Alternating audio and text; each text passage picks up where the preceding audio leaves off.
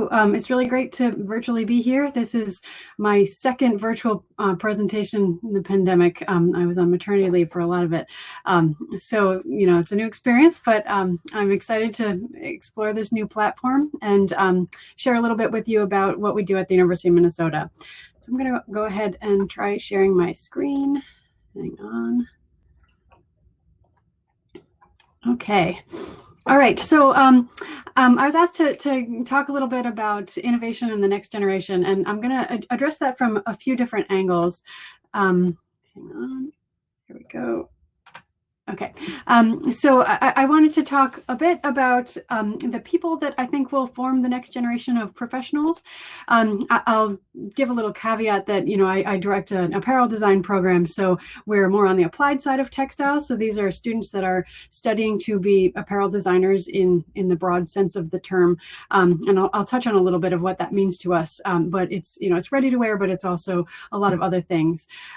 So the way that their lives are changing right now, and the careers that they're preparing for are changing right now. And the tools and techniques that we've been using, particularly in the accelerating format of the last year, to kind of prepare them for the changes that might come.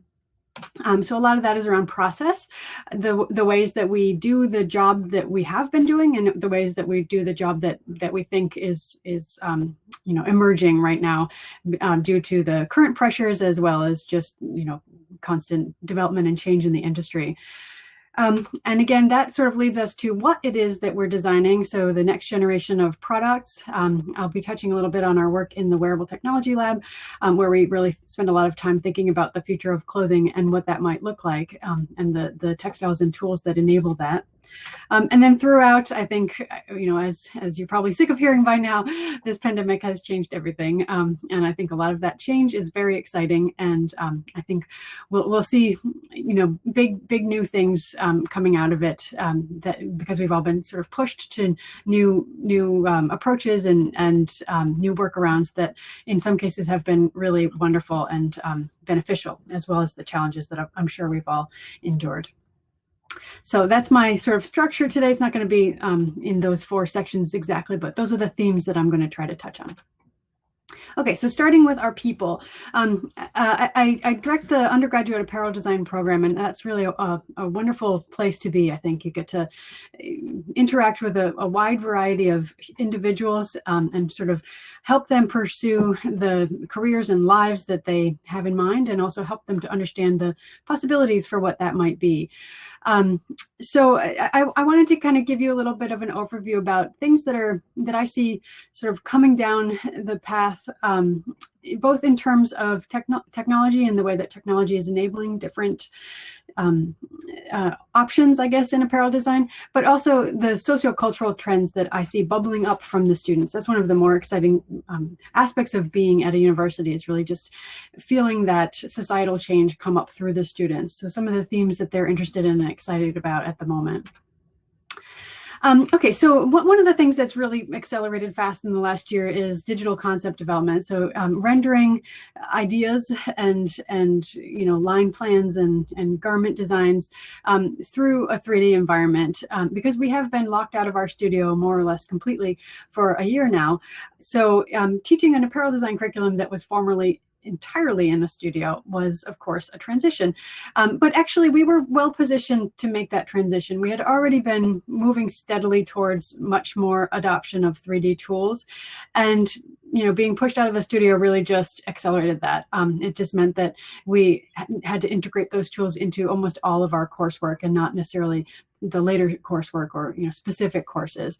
So students have really been embracing that idea that you could really develop an idea more completely from start to finish, really execute something that looks like a garment, instead of just relying on a sketch that is inherently some sort of an abstraction of an idea. So the communication really has developed a lot given those tools, and students are applying those in a really wide variety of arenas. We're seeing careers open up in areas that never existed before, like creating virtual clothing for 3D. We have some alum that are doing exactly that for a job. That, you know, they're developing custom clothing for individuals in their virtual reality environments in various games and social platforms. So, you know, we never thought we would see a world where 3D was used for anything but just translation to a physical garment, but actually it is its own industry. And that's, I think, a really exciting option. From there, we've also seen a huge uptick in adoption of our pattern making and digital garment sampling tools. So not just for concept, although concept is a really exciting place to use 3D, but also in doing fitting, in doing pattern development, and in actually going through several sample cycles. And I'll talk a little bit more about that in the next few slides here. Pattern making in particular, for industry, I think pattern making in the virtual environment is a bit of a challenge because of the risk of fidelity, you know, whether or not it's perfectly the garment that you think you're patterning. In the educational environment, it's transformative, because remember, as you're learning to do patterns and to you know, understand the spatial manipulation of a garment pattern, you really just need that iteration. You really need to understand the geometry and roughly how shapes fall. So to be able to iterate so quickly so many times is just wonderful for education. And we've really seen that help our students a lot in understanding what they're doing in pattern making and fitting.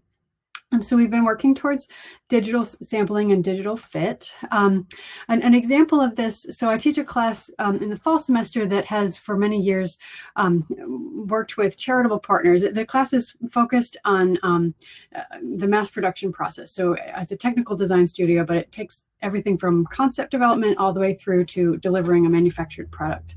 And because we produce a lot of stuff, because it's about manufacturing, we needed a place for that to go. So for years, we've worked with various charitable partners all over the world. And if you know of any, we're always recruiting. And our longest relationship is with the Blue House, which is an orphanage for girls in rural Uganda. So every year they tell us what they need, and we try to design and manufacture that for them. So for the last couple of years, we've been trying to develop designs that the girls themselves have made. So they send us sketches, and we try to interpret those sketches. And I've given you an example here on the lower left. They're young girls. So, you know, we get kids drawings, which is really fun, but also a design challenge to try to interpret what, you know, a 6 or 7-year-old meant by her drawing. So normally we have almost no communication. It's very, very difficult for us to communicate with them because of, you know, cultural barriers as well as technological barriers. It's just hard for them to get email and to receive large photos and things like that. So usually it's a very open-ended problem. They send us sketches, and then a few months later we send them garments, and we hope that they like them. But this year, because we couldn't actually manufacture their designs, we focused on digital sample creation. So you can see on the right there, the sample that finally emerged from the development process of this little girl sketch. So we're able to send them those digital versions, and because we have a year before we do this again, they have more time to be able to look at those and say, no, that's not what I meant, or yes, that is what I meant. And we're pretty excited about the idea of being able to close the loop with those girls, and, you know, be able to do a revision with them involved instead of just kind of on our own. Another big change for us is the fashion show. Most apparel programs have some sort of a big capstone fashion show that's very exciting, and it's a very big part of you know, the student's undergraduate career. And ours has been, you know, our sort of pivotal event every year for 50 years. Actually, we recently celebrated our 50th fashion show. But we've been toying with the idea of, you know, is that really what we need to do? You know, is that really the best capstone experience for students right now? They love it, they're attached to it, but is it helpful? Is it doing what we want it to do? And we've been talking about that long before the pandemic, but obviously once the pandemic hit, we had to cancel future fashion shows. So we're not able to do that this year. And it's kind of pushed us into all these new interesting areas that the industry is also exploring, like you've seen happen with Fashion Week and with a lot of other big formats that have had to innovate and go online in some format. So this year, our students are developing an elaborate photo shoot and video, and as many, you know, high-end designers have also done. Several of them are digging heavily into the 3D rendering space again. So they have the option now to be able to produce a totally digital collection instead of a physical collection. And we've also been able to partner with a museum locally to be able to mount a museum exhibit of their work instead of a runway show, which is a beautiful and new format for them to really explore kind of a standing exhibit instead of a walking runway. And there's a lot of interesting issues that come up with that, you know, the way that they're able to communicate and the parts of their process that they're interested in communicating. So moving towards some of these sociocultural themes, we've definitely seen our students embrace diversity to a degree that I think is just really beautiful. And their interpretations of diversity and the audiences that they're interested in reaching and in representing and in magnifying are just so intricate and so specific, and their perspective is so fresh. I think it's really wonderful to kind of have that presence in our design culture. So last year, the seniors collectively decided that they wanted to focus their whole show on the idea of amplifying voices that were underrepresented in fashion. And these are just two examples of collections that were produced. One to celebrate vivacious personalities in the plus size market, and one to celebrate modest fashion and interpret that in a way that hasn't really been seen. So we really are enjoying, you know, the input from students and the ideas that they're bringing towards diversity, and the interest that they have in solving the problems that exist, in the obstacles to bringing those voices to the larger industry, or to, you know, to have broader representation in retail. So we're very excited to see the intersection between those ideas and these new tools that are in a lot of ways enabling for that kind of development. So if you think about something like plus size fitting, it's been really hard to do that in the studio because we just have a limited number of mannequins, and the variability gets you know, much broader as you move up the size range. So we can't really have a mannequin of every size or of every shape, but you can much more easily do that in a 3D rendering. It's much easier to develop an avatar. It's much easier to, you know, access an avatar that is scanned from some other location. We don't have to physically have the mannequin, or even to scan a human, which is a wonderful way to fit, and to be able to use that human digitally instead of needing them to come in all the time for fittings. So that's really allowing us to explore fitting and sizing in a way that we really hadn't been able to before. Another big theme is, you know, sustainability and resilience in the apparel industry. Our students are very passionate about trying to reduce the environmental and social impacts of our industry. And we've been able to develop a course that's specifically focused on circularity and design. And students have really embraced that idea, trying to develop innovative business concepts or product concepts that allow the products that we produce to be used much longer and to be reduce their impacts at the end of life. So to produce a circular model for use or reuse or re-implementation of the materials. So another theme that's really been escalating in our curriculum. Another area where we are a little bit unique, and I think we focus on trying to help students develop, is in functional clothing. So I mean, I'll acknowledge that this is my area, so I'm passionate about it, but our students do wonderful things there too. We have a course that's specifically focused on functional clothing design, and for the last 7 or 8 years, something like that, we've collaborated with NASA on semester-long projects that are posed by mentors mostly across Johnson Space Center, but across the NASA sites as well.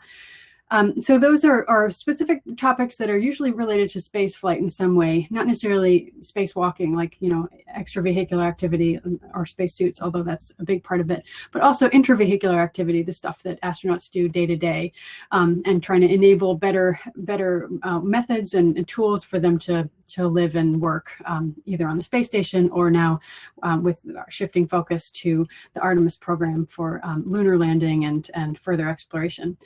So these are some of the examples here. There's the gray outfit is a liquid cooling garment redesign that goes underneath the spacesuit, and the glove allows astronauts to type on their own fingers instead of having to hold themselves at a keyboard. In the blue vest, there is an electromyogram garment that allows us to track the way that they're using their muscles to manipulate a spacesuit in order to design better suits. And some of this stuff I'll touch on a little bit when we talk about our research as well. And then the last thing I wanted to mention was that, when we were suddenly plunged into lockdown, like many of you, we sort of pivoted our focus towards can we help? And right at the beginning of the pandemic, when there was such a mask shortage, one of our faculty members, Dr. Lindsay Griffin, who's pictured here, really led an effort to try to develop a mask that did not rely on the textiles and tools that were in such short supply at that time.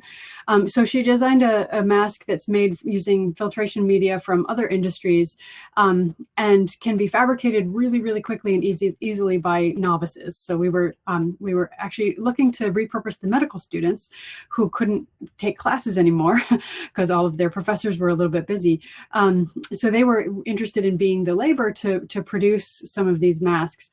So a big team from across the university, across material science and mechanical engineering and College of Design, developed this prototype and fitted it and tested it. We have a lab that specifically focuses on respirators and aerosols. And then they did a production run in very short order, which was really exciting and kind of a wonderful way to give back. Okay, so moving from our people to our products and our processes, I co-direct the Wearable Technology Lab, where, as I mentioned, we are very interested in the future of clothing. So I wanted to touch a little bit on where we see that going and some of the work that we're doing now to enable that future. So I should mention that it's not just me. My co-director is Brad Holshoe, and I'll be talking a bit about some of the work that's really squarely in his domain as well. And we have a big team of students that work on our research projects from across the university. They're pursuing a lot of different degrees, many in clothing and textiles and human factors engineering, but also from computer science or electrical engineering or many other departments as well. So we work on a lot of different topics, but sort of in the general sense, I tell people that our themes are on-body actuation and interaction. So clothes that do things, that change the state of your body or your environment, and clothes that allow you to do things, to interact with other devices. So either through displaying information from those devices or allowing you to control those devices. We work on garment integrated sensing, both of the human and of their activity and sometimes their environment. We're very interested in human factors of wearable systems, so trying to enable systems that people are willing to wear for long periods of time or in specific contexts. And then lastly, e-textiles and manufacturing. So I'm very interested in being able to manufacture e-textiles in the industry that we have now.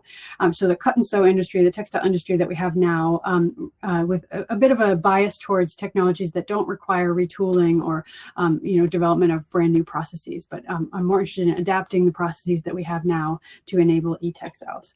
And our website there will give you a lot more information if you are curious or interested in what we're working on. So I'll touch on a few projects. In the garment integrated sensing realm, oops, one is animated.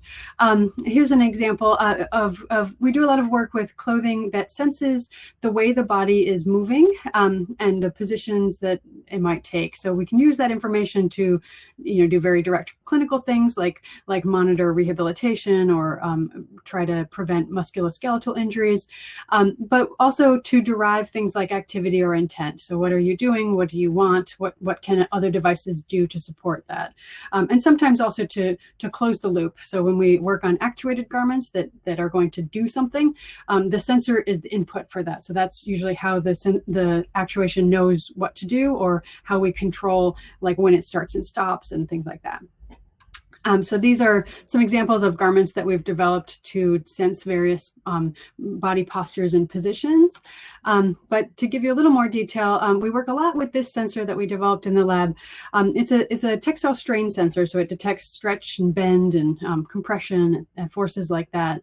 But it's fabricated with a cover stitch machine, so very, very common sewing machine. It's a kind of a sensor that can be built in any cut and sew factory anywhere, and it requires almost no adaptation at all. The only thing we change is that we swap one of the threads for a conductive thread.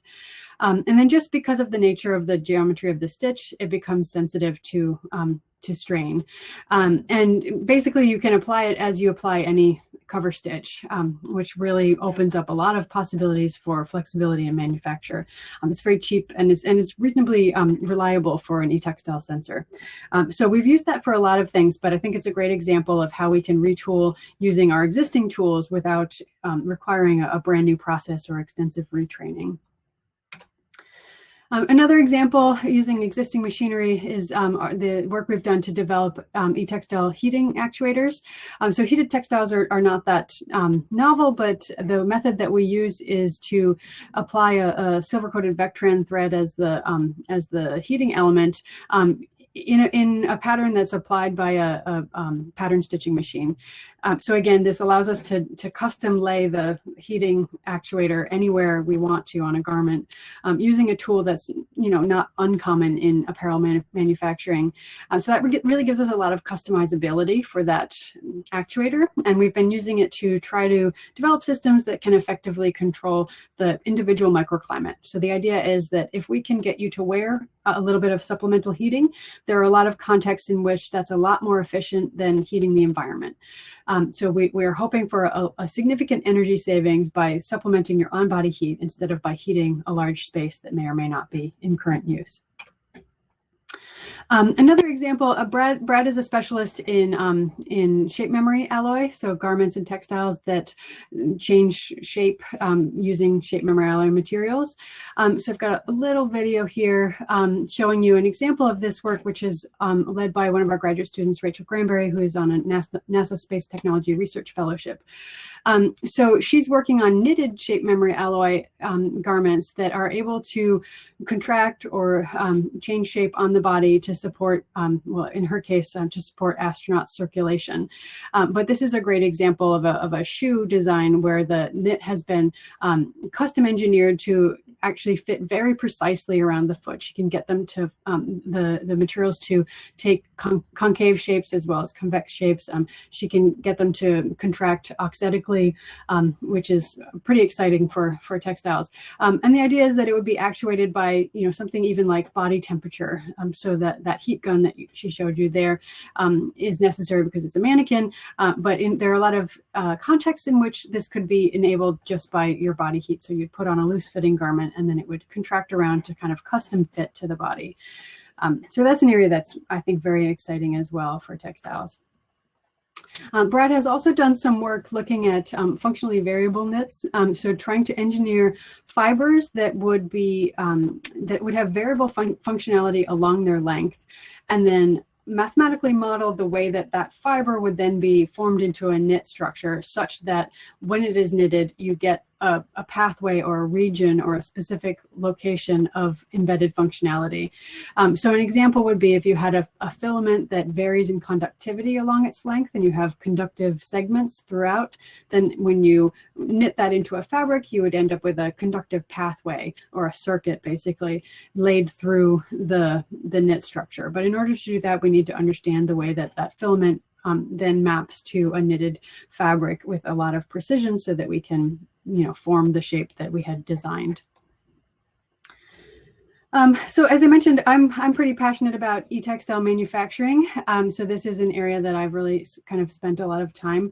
And as I mentioned before as well, I'm really interested in being able to adapt current functionality. So one of the efforts that we have ongoing is trying to develop eTextile circuits that are stitched on the surface of textiles, but still use off-the-shelf components. Sorry, there's an animation there too. So we're still trying to leverage the scalability of off-the-shelf electronics, the standardization that has been, in place for many decades now in electronics, but to be able to adapt that to a cut and sew environment.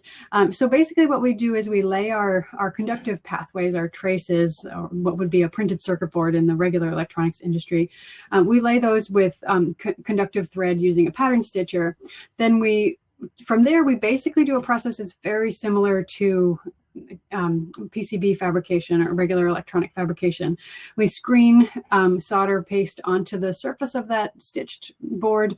Then we lay the component and heat it to reflow the solder. So we have a surface mount component attachment. We do our reflow using a t-shirt press instead of an oven.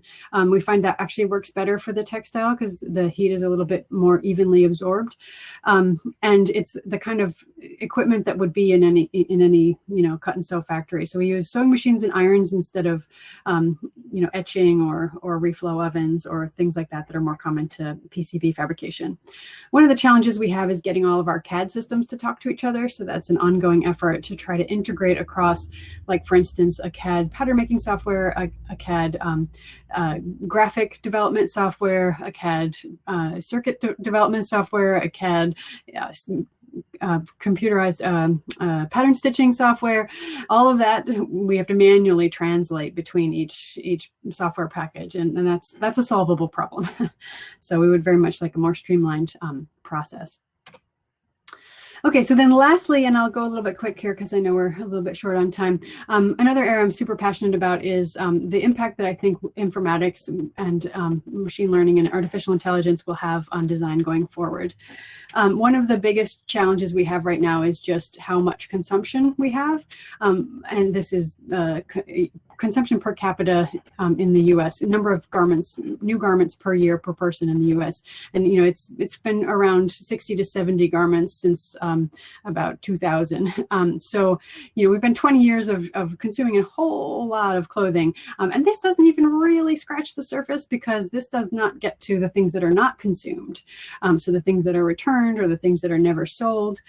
So there's an awful lot of product going on, but at the same time, when we ask people how much of their clothing they wear regularly, once per month or more, most people, like it averages across user groups somewhere around 45%. They think that they wear about 45% of their clothing regularly. But when we measure it in some of our user groups, that is really more like 5 to 10% that is actually worn. So even the clothing that we do sell that does make it home, almost none of that is actually being used. So there's some inefficiency in that system. And when we think about trying to improve sustainability and trying to improve social justice, if we could make less for the same amount of money, then that's a good thing. If we could slow down a little bit, that kind of benefits everybody. So one of the things we're interested in is trying to improve consumption so that people stay happy while consuming less, which hopefully means they can consume slower and more expensive things. So we're still keeping the same industry, but we're redistributing how we use resources within it. So right now, when we're trying to design something, we have a trend forecast, which really isn't really a forecast in the sense like of a weather forecast, because we don't actually understand the mechanisms of how trends are going to be adopted. We can only just predict them, which then becomes a self-fulfilling prophecy because the designers are consuming that prediction. So we forecast a trend, we develop a line from there. Then when consumers are consuming, maybe they consult a stylist or an expert, or maybe they just make their own decisions. They bring clothing home, then they try to solve problems. So we all know you've bought something, you bring it home, doesn't go with anything, don't know how to wear it, it sits in the closet. So we're trying to solve the problem of what to wear every day. We don't necessarily do a great job, especially considering only 10% of clothing is being worn. And then we try to make workaround strategies. So things like new themes like wearing a work uniform. That's a nice workaround strategy to prevent having to do that decision-making every day. Or having mix and match clothing where everything goes with everything else. Or even having a stylist pick out outfits for you and take pictures of them so that you always know what to wear. So strategies like that. I think if we used informatics and AI better, we could develop an adaptive forecast that was truly a forecast, so truly understand and model the way that themes are emerging and to be able to predict where things might head. Use that to do evidence-based line development. So develop a line that takes into account what your consumers already own and how they're shaped and what looks good on them. If we have access to information like that, that really changes the design process. At home, I think it's really, really important to be able to offer AI-driven recommendations. So to do some decision support instead of relying on your own cognitive capacity, which is inherently limited in trying to decide what to wear every day. And then collect use patterns, which can then be used to inform all of the previous steps. So to really understand the way that clothing is being used instead of sort of sending it into the void and looking at things like comments on websites or returns or things like that. And then ideally we can eliminate some of those workaround strategies and make the consumer happier as well as more efficient in using the system. Okay, so I think we have a few minutes for questions, so I'll leave it there. And if you want to contact me, there's a lot of information there for my social media, my email, and the website. And of course, we would like to thank our sponsors that fund the research that we do. Awesome. Thanks so much, Lucy. That was like really, really good content in like a small little packet. It's so much that your lab does and like so much research. It's such cool products that they're coming out with. We have, I think, a few questions here in the Q&As, and if we have a little bit more time, feel free to drop in your questions there as well. I'll start with the first one. Do you feel that the 3D renderings of design reduce the number of adjustments, edits? Meaning, does the lack of touch and feel reduce collaboration and feedback? That is a really good question, and I think we're only just scratching the surface. So this year, we in our class we do 2 sample cycles, and so in terms of reducing the number of cycles, I don't have a way to judge that because we're time limited. So we only ever do 2 cycles, whether we need them or not. So for us, what it does is it just improves the outcome. Sometimes the outcome is terrible, you know, after 2 sample cycles because we're students and we make mistakes. But so having the ability for them to have a better fidelity representation before it even gets sampled is really, really important to us. But that said, we spent a lot of time trying to figure out how to do these virtual sample sessions to, you know, understand how to predict, how to communicate. Even I think one of the big challenges we had was how to evaluate some of the garment details. And again, this is a technical design studio, so we're focused very much on things like how is it fabricated, and a lot of those details that are very obvious when you're looking at a physical garment are hard to attend to in a virtual garment. So you have to force yourself to go seam by seam and check the finish on each seam and make sure that there's a facing and make sure that, you know, that the seam, the hem allowance is what you had asked for. Whereas if it was in textile, like in front of you, that kind of thing would jump out at you. So we kind of worked on making very formal processes for evaluation. And then we also tried to bring together, you know, bigger groups of critics basically to kind of divide and conquer. So the more eyes you have on the project, the more likely it is that something will get caught. But I would say we're still in, like personally at U of M, we're still in the early days of working out those techniques. But I think that's a theme that's happening across the industry as well. Awesome. That was, I hope that answered the question of the person who asked it. I'm going to jump over to one of these questions that I think is really relevant now. How do you see fashion changing with more employees working from home? Yeah, I'm so curious about that. Like what will happen and how many people will stay at home? I think there are a lot of I think the obstacles so we have always had obstacles in communication, and we've solved some of them by like personal visits, like go fly to your vendor wherever and make a visit and have a conversation. And now we're once again, you know, back at the early days of, you know, the kind of distance that happened earlier on. But we do have better tools. So I think like with 3D, if you can actually ship a pattern or a virtual sample to a vendor, you get something back that's probably closer because it's actually an asset. You know, it's not a concept, it's not an abstraction, it's much more concrete.